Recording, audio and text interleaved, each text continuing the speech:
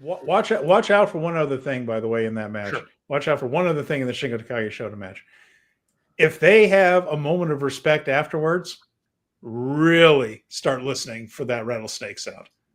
Really start listening for the rattlesnake sound if they have a moment of respect afterwards. We'll get to that again tomorrow. All right. After that, we have the dog pound cage match. Now, we have on one side the War Dogs, as we know them. So David Finlay, Gabe Kidd, Drilla Maloney, Clark Connors, Taiji Ishimori, with Geto on the outside. House of Torture, Dick Togo on the outside, with Sanada, Sho, Kanemaru, Narita, and Evil. Loser is out of Bullet Club. Losing team, not just the person that takes the fall, whatever. Losing team out of Bullet Club. This screams House of Torture win to me. Just because a couple of reasons. And this is what I'm smelling, Jeremy. First of all, it's just too easy to think that the War Dogs are just going to beat the shit out of these guys. The other part of it is, and this is one thing that jumped out at me. Night 2. Yes. Only 2 people are on the card. Yes. Only 2 guys are on this card. Yep. None of the rest of them are. Nope. And it is Geto and Taiji Ishimori, the only Japanese guy in the War Dogs. Keep in mind, at some point, Jake Lee is coming back. He was aligned with Sanada and was brought in by Geto. If there is a back to be stabbed, it is the War Dogs here. And to make them just the foreign team faction. And then keep in mind, resurgence. This Bullet Club Civil War thing, right? If they get kicked out of Bullet Club, who are their next opponents?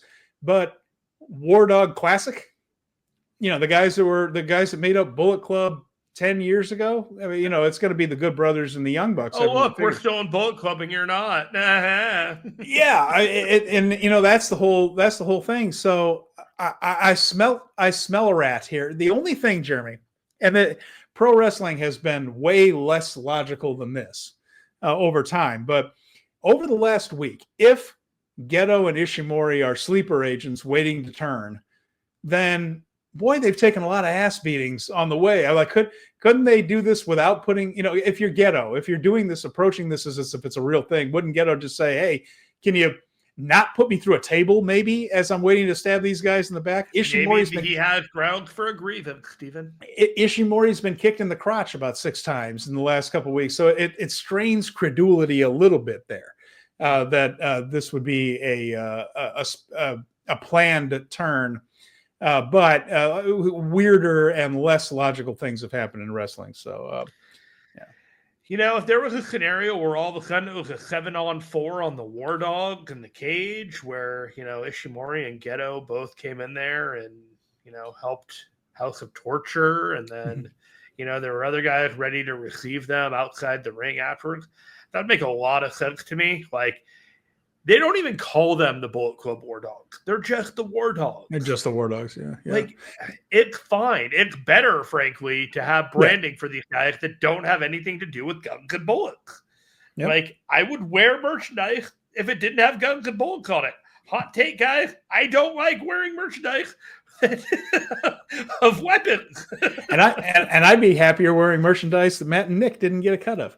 So Venkin also mentions, Stephen, what's Connor's status on contract? There've been a lot of conjecture about that. I don't know when his contract is either up or wasn't up or whatever. There's all kinds of stories about him maybe going into AEW, but there seems to be a lot of stories about a lot of people coming to North America that aren't coming to North America. So we don't really know.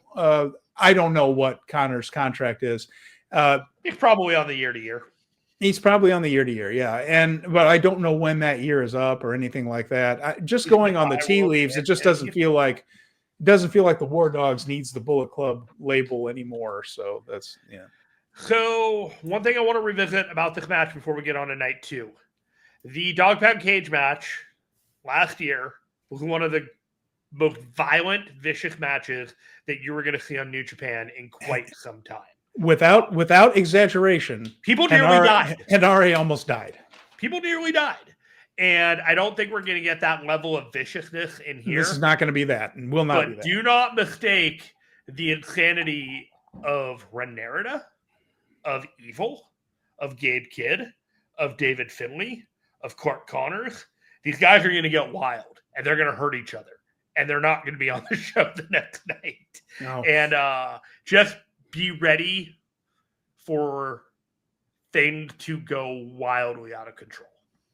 And keep in mind, they put in the right starting lineup here to get the best match possible out of this. Yujiro's on the outside. They didn't put him in the cage. They kept Geto out because I mean Geto used to be a fantastic worker with Jado, but he's an older man now. He just can't do that anymore.